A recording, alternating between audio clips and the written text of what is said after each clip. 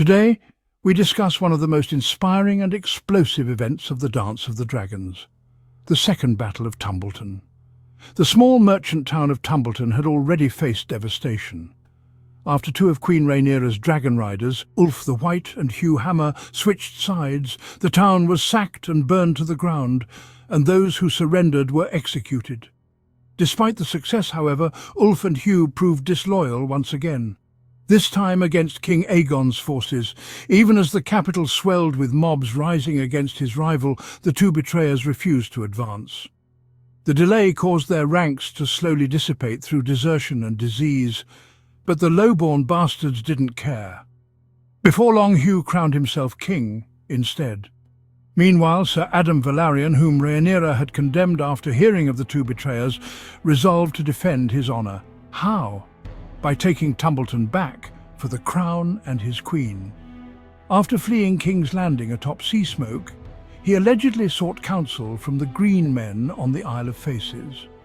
From there, he set out to recruit a new army from the Rivermen, visiting every castle, great or small.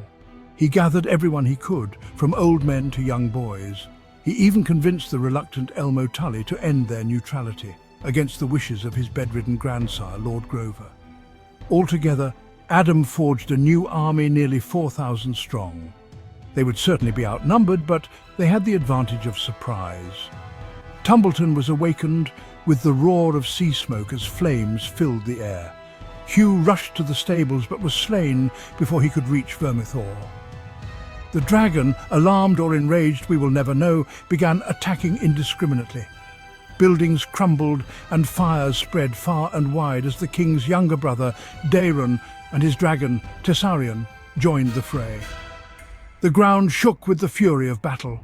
The cries of the wounded filled the air. Sea Smoke fought valiantly but was ultimately outmatched, and Vermithor collapsed and died shortly after.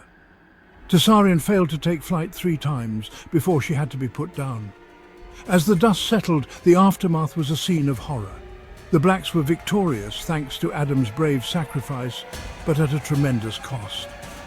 The bloodshed deepened the animosity between the factions, and the betrayal only fueled internal strife. But worse of all, the Targaryen family, divided by ambition, had lost more dragons, and their most honourable riders.